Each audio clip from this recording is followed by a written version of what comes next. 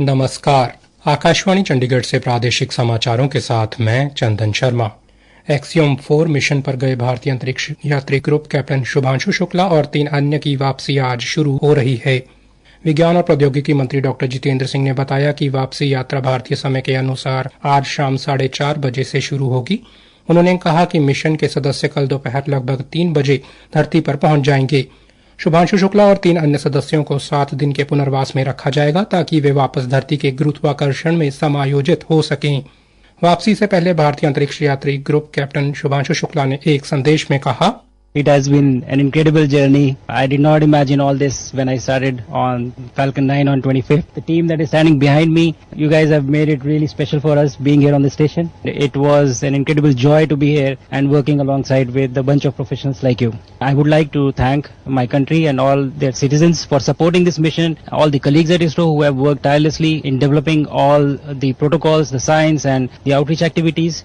लखनऊ में मीडिया से बातचीत में शुभांशु शुक्ला के पिता शंभू दयाल शुक्ला ने कहा कि सुरक्षित वापसी के लिए वे लगातार ईश्वर से प्रार्थना कर रहे हैं, जिसके लिए हम लोग दिन से इंतजार कर रहे थे। अब वो जो है वापसी हो रही है। हम लोगों को बहुत ही खुशी है और बहुत प्रसन्न है कि जल्दी से जल्दी वो वापस आ गए। ये हम ईश्वर से प्रार्थना करते हैं को सकुशल जो है पृथ्वी पर आसानी से उनका वापस हो और ये हमारे लिए बड़ी खुशी का दिन हो।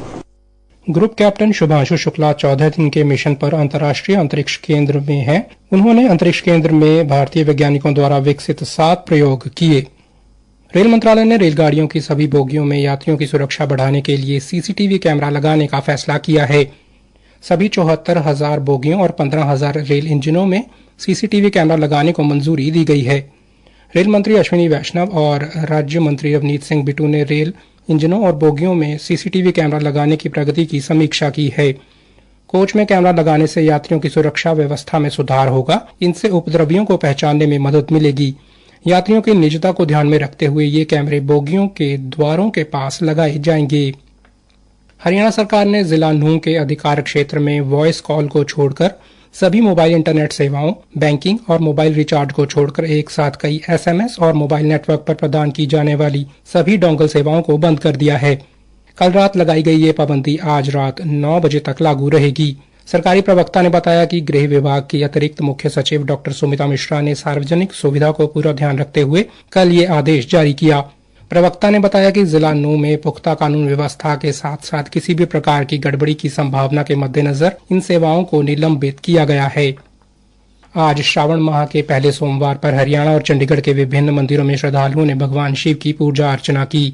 पानीपत से हमारे संवाददाता ने बताया कि प्राचीन देवी मंदिर सहित जिले के सभी शिवालयों में सुबह से ही श्रद्धालुओं की भारी भीड़ रही।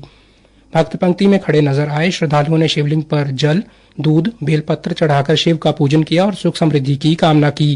कुरुक्षेत्र के शिव मंदिरों में भी श्रद्धालुओं की भीड़ उमड़ रही है। श्रद्धालु सुबह से ही मंदिरों में शिवलिंग के जलाभिषेक के लिए पहुंच रहे हैं।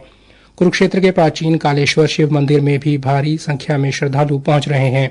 यहाँ रुद्राभिषेक का अपना विशेष महत्व है क्योंकि ये उत्तर भारत का एकमात्र ऐसा मंदिर है जहाँ पर भगवान शिव बिना नंदी के विराजमान है। फरीदाबाद व बल्लभगढ़ क्षेत्र के शिवालयों में भी श्रद्धालुओं ने भारी संख्या में पहुंचकर भगवान शिव का जल, दूध, दही, शहद और घी से जलाभिषेक किया। उन्हें बेलपत्र, पुष्प और प्रसाद अर्पण किया। पंडितों द्वारा रुद्राभिषेक, महामृत्युंजय मंत्र और शिव चालीसा का पाठ किया गया। नगर के प्रमुख मंदिरों जैसे शिव मंदिर बल्लभगढ़, सिही गेट स्थित प्राचीन शिव मंदिर, सूरजकुंड मार्ग वाले शिव धाम मंदिर, ओल्ड फरीदाबाद के महादेव मंदिर में विशेष भीड़ देखने को मिली। कई जगहों पर विशाल भंडारे भी आयोजित किए गए। भक्तों को प्रसाद स्वरूप भोजन कराया गया। विश्व स्वास्थ्य संगठन ने भारत में पारंपरिक चिकित्सा और खासकर आयुष पद्धति के साथ कृत्रिम मेधा यानी आर्टिफिशियल इंटेलिजेंस को जोड़े जाने को एक महत्वपूर्ण कदम बताया है। संगठन ने अपनी पहली तकनीकी रिपोर्ट में माना है कि आयुर्वेद, योग, प्राकृतिक चिकित्सा, यूनानी, सिद्ध सेवा, ऋग्पा और होम्योपैथी के साथ आर्टिफिशियल इंटेलिजेंस का प्रभावी उपयोग किया जा रहा है। केंद्रीय आयुष राज्य मंत्री प्रताप राव जाधव ने कहा है कि विश्व स्वास्थ्य संगठन की रिपोर्ट इस बात का प्रमाण है कि भारत तकनीक के इस्तेमाल से पारंपरिक चिकित्सा को आगे ले जाने के लिए संकल्पित है। इसी के साथ प्रादेशिक समाचार समाप्त हुए।